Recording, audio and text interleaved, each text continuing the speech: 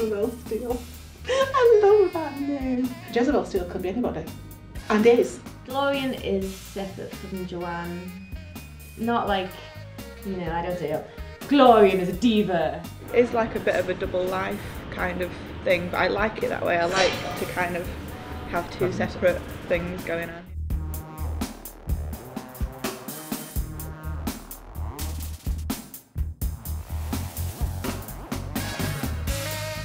Burlesque has had many lives since its conception. Its exact origins are unknown, but it can be traced back to ancient Greece, to a man called Aristophanes, who used burlesque in literature to parody and mock everyone, from the Greek gods to the authorities. This is where burlesque is rooted, a way to send up, parody and mock serious works to cause laughter. It comes from the Italian word burla, which means a joke. Burlesque arrived in Britain in the late 19th century and spread all around Europe as bawdy theatrical satire. It came from the music hall scene, with women like Marie Lloyd. Lydia Thompson, the most media successful performer, took a troupe to New York. It was a sensation, and the theatre owners realised the appeal these quick-witted women had, and the potential for profits. Burlesque rose from the ashes of the Depression. By the late 1930s, its focus shifted and relied more heavily on the female form and the art of striptease. Burlesque has had many revivals over the years, and now it is back in the entertainment forefront. What is burlesque now? It depends on the kind of burlesque you're going to see, because there's so much kind of crossover with different things like kind of circusy stuff and sideshow stuff and striptease and all sorts of stuff. It's kind of like going to the pantomime, but like for adults. So it's kind of lots of adult humour and adult kind of content, but there's still that sort of spectacle aspect, like you're going to a show.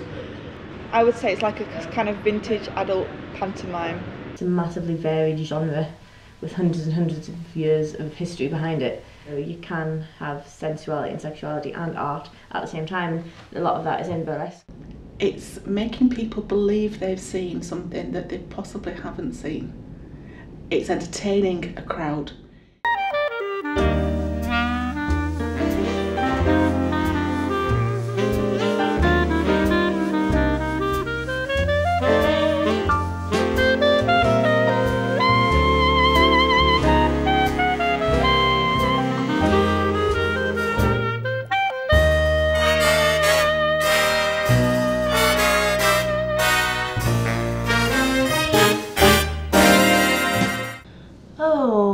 I get a lot of different things out of burlesque, and the longer I've done it, the more complicated it gets, really. And it's something I've always loved. It's like, I want to do this. I want to do this, but properly.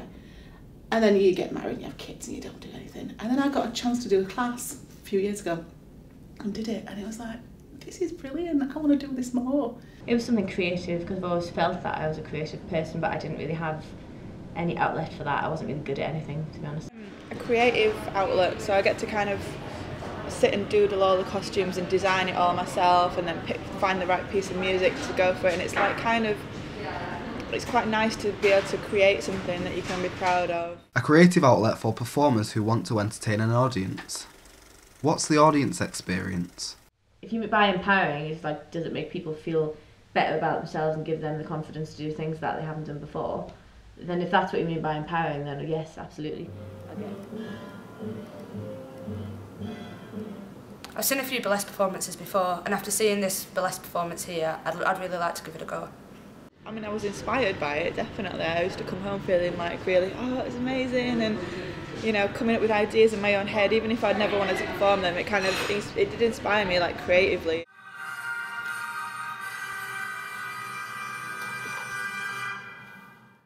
I think the people that do it are very brave, but I don't think it's something that I'd ever do myself, because I'm not as confident as these ladies, but they are an inspiration, and yeah, I wouldn't do it myself though. Sometimes they walk away and think, oh, that was brilliant, I could do that. And that's what you want to hear at the end of it. I thought they were really fantastic. Yeah, I didn't expect to be as enjoyable as that, and I think I would give it a go, you know, a few brandies down me.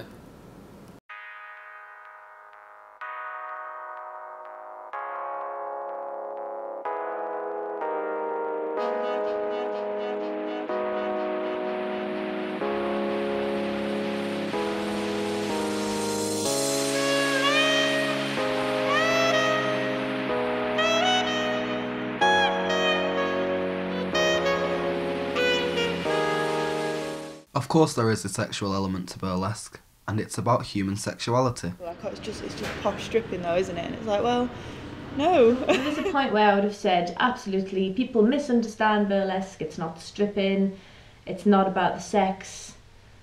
And I used to quite forcefully say that, but I was wrong. I was really wrong. It's for grown-ups because of that sexual element, but it's clever sexuality, you know. It's about intellect, it's about parody. It's all this imagination aspect that goes into it, and it's more of a performance art than a kind of just a strip. But It's not a simple art form, and it can have a real impact, and with that comes responsibility. Yeah, I feel very responsible for what I put out there in an artistic context, because I am responsible because it's me doing it. If I want to do something because it's fun, but I know fine well that it's going to make women seem more like an object, I can't do that, because overall that's going to be bad. I don't want to cause anyone harm, and I don't want to contribute to an already dubious culture as far as women are concerned. So. A performance art that has many positive aspects. Burlesque has definitely changed every aspect of my life. It's completely changed who I am, and if I had never done it, I'd dread to think what I'd be doing now. Give me a bit of hope in life, you know, a bit more excitement. It gave me confidence.